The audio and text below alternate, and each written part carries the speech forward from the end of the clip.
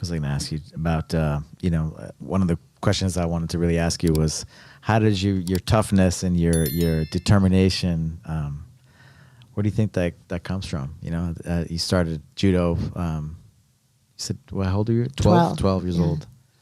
Well, I don't know. It's kind of sad. Like, I remember my mom when I was a kid telling me, don't grow up to be like me.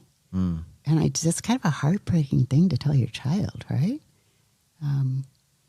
So my mom's hearing impaired, and she married my dad when she was young. She actually was a nun. She went into the convent for a few years, came out, married my dad. He's probably the only person she ever dated. And they had a bunch of kids and no money, and sometimes not enough money to feed us. And she would tell me all the time, don't grow up to be like me, And one thing she said is get an education. And she said to me, it's funny because I said the same thing to Rhonda. She said, you need to go to graduate school because you are going to need a secretary and a housekeeper your entire life because you don't clean up and you're totally disorganized. And yeah, I told Rhonda the same thing. Whatever you do, you better make some money because you're going to need a secretary and a housekeeper your entire life. And she does. She has an assistant who is amazing. And yeah, she finally broke down, hired a lady to come clean her house because she realized she was never going to do it. So you got it from your mama? Is that your mom? I think more my grandma. I lived with my grandma, and my grandma was amazing. I mean, when I look at what my grandparents did, especially my grandma, she got on a boat. She married my grandfather. And the next day, they got on a boat. Took them 3 weeks back then to get to New York City. So she lived on a little island where she would go out, off the coast of Venezuela, where she would go out the door and pick coffee beans off a tree. And she meets this guy. They get married. They get on a boat and they go to New York City. And what kind of balls does that take, right? Yeah. And yeah, they lived there for a few years. And of course, they were an interracial couple in the 1920s. So you can imagine how well that went over in the U.S. And and then when he got into medical school, they packed up again and went to Canada. And that and I asked her, didn't you ever question that? She said, well, your grandfather wanted to be a doctor. There weren't any medical schools in the island. So she just made it sound like, well, and she's right too. Sometimes when people are faced with choices, the thing that you want to do involves doing something hard. So either you do the hard thing or you don't get the thing you want. Yeah. No, it's just inspiring, like I was showing my wife about, showing a couple of videos, just some of the things you're saying, that Rhonda had, I showed her that Ultimate Fighter little piece, it's super inspiring, just your determination and just, being the first of so many things and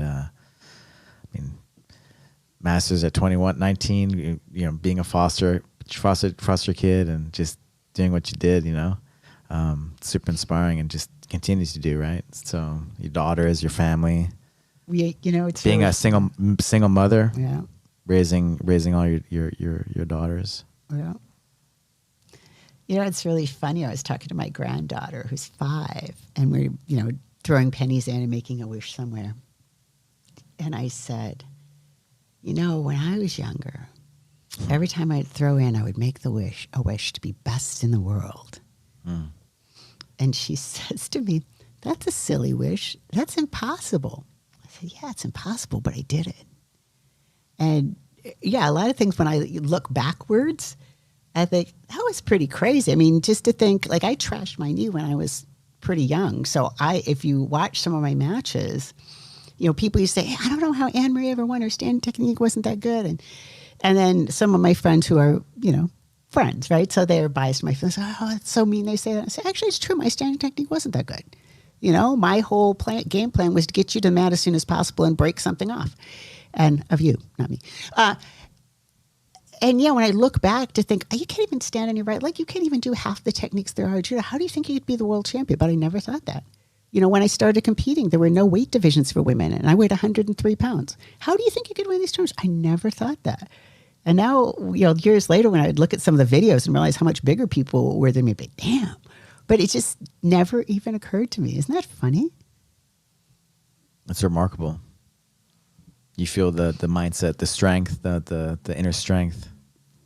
But at the time, it just seemed like two things. One is, this is my only choice, right? Like leaving foster care at 15, I mean, if my kids, and they will tell you this, any of them, if they hadn't come home overnight at 15, I would have called the highway patrol, right? I would have been flipping out. But at the time, it's like foster homes blow. I hate this. I'm not going back to juvenile hall yet again. So my only choice is to fake that I'm 18 and get a job in an apartment, which is crazy in retrospect. But at the time, it's like this, okay, here are choices, and this is the only one that I can tolerate. Or, yeah, so a lot of things like that. You know, when my husband died, you know, I sat on my couch in the living room and cried for about a week because he was the love of my life and he died slowly and painfully. And, you know, whenever people threaten me with stuff, which has happened, you know, I think, you know, the person I love the most in the world died slowly and painfully in front of me. Fuck you. What are you going to do? You know, bring it. But then one of my friends was saying, I can't believe it. And how you went, you started a business and you got all this and you got married again. And I said, well, you know, I had 3 kids counting on me. And really, I had 2 choices. You know, I could let the rest of my life suck or not. And I chose option B. And like I said, a lot of these things in retrospect, it's like, that's crazy. How'd you do that? How'd you pack up 3 kids and move here and start another business? But at the time, it seemed kind of like there's only, you know, there's a few choices and this is the one that sucks the least. So no matter how hard it is, I'm going to do it. And then the other things, like sometimes and I bet this happens to you too, right? You go to some event and they announce you and it's like, and you won this and you won that, and you did this and you founded this company, you have this podcast, you do those things. Wow, it's a lot of stuff, right? But in the middle of it, it's just like, well, it's Wednesday and I'm doing this and I'm going to teach judo and then I'm going to go home and work on this program.